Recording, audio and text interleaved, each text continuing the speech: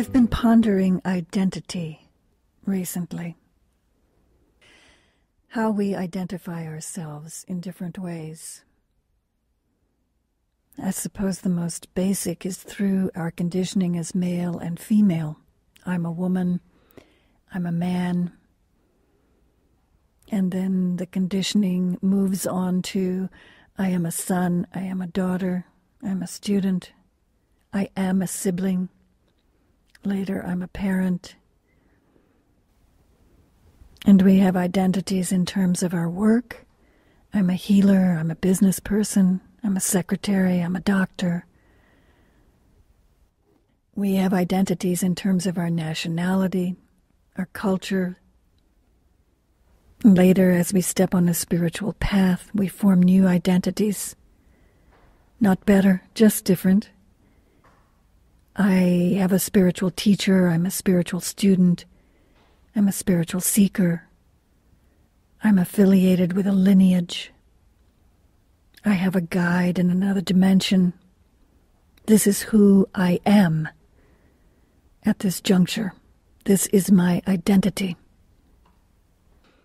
And while there is nothing wrong with identities per se, they may help us along the way.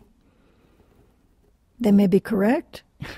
We may be a child. We may be a parent. We may be a spiritual seeker. The problem is if we allow the identity to define us.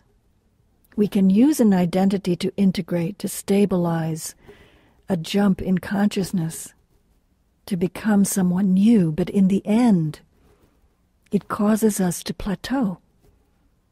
It limits awareness. What happens when we drop an identity is that we expand further into our universal self. We become more universal, and this is always a scary business. Always. It has come up for me because recently I have identified myself as someone who sits on the Syrian High Council.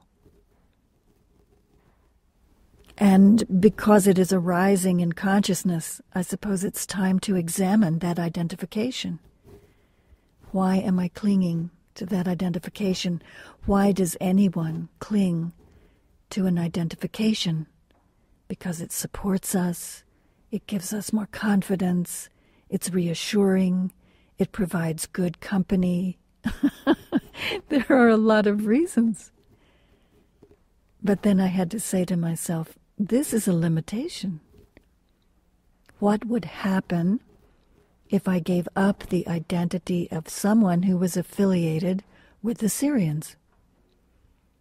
Ooh, that means more universality. That means a loss of companionship on the inner planes. That means going beyond the parameters of the experiment in consciousness that the Syrians helped to implement on planet Earth. Where would we be then? In completely uncharted territory. And indeed this is the case when we drop any identity along the way for our whole lives. We drop the identity of being a daughter, a father, a business person, a healer.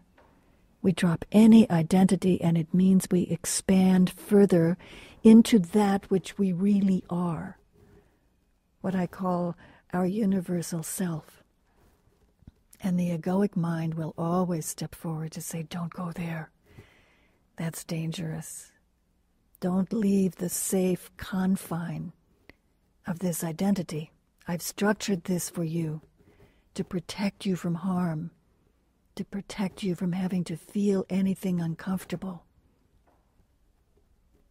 But once we make a few jumps in consciousness, once we give up a few identities and move forward, we know intellectually that there is always more expansion, that there is always more happiness, that there is always spiritual progress, that there is always a sense of more freedom. And yet the egoic mind will always step forward. It's very vigilant. It serves us well. From its perspective, it is our servant. So we don't denigrate the mind. We just turn and thank the mind for this protective service. But then instruct the mind, if I go into more universality, so will you. And I assure you, you'll like it. You always have in the past. It has always been fun for you, my mind, to become universal mind. So I've been pondering this lately. It's up in my own awareness. And I would like to share with you an opportunity to move beyond whatever identity you're holding. I'd like to use the power of the June 2014 solstice to do that. It falls on a Saturday, and at 9 a.m. Pacific time in the U.S., Los Angeles time, I'll hold an open teleconference, open to the public, open to men and women. You can come, you can invite your friends to come. Everyone is welcome. And we will explore, via a guided meditation, this thing called identity. And if you would like to participate on June 21st, I would encourage you between now and then to examine what identities am I holding, to really get serious about how they might be limiting you, to really get serious about how it feels to just play the what-if game and say, what if I gave up this identity? And to see, what emotions does it trigger? Does it bring up any fear?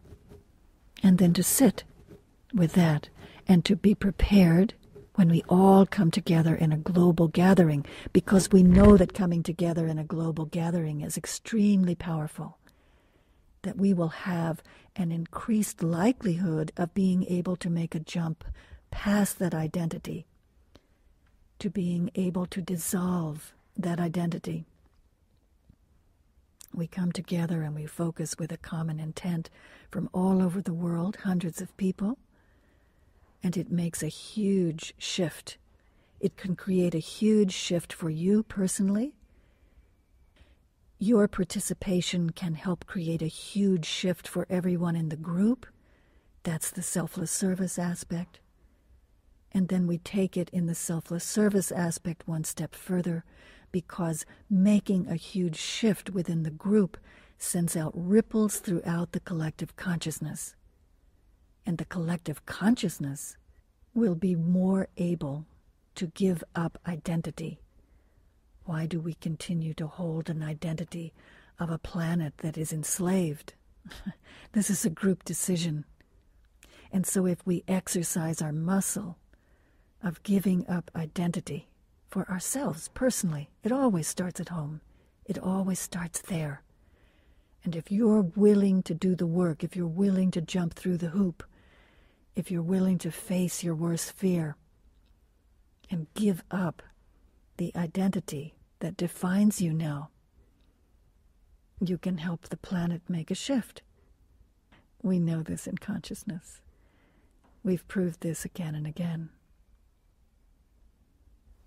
So I would invite you to a meditation, a guided meditation. I'll be using the sacred voice to guide us into this uncharted territory, an identity-less space where we can float in the void for some time before we pick up a new identity and move forward on our spiritual path.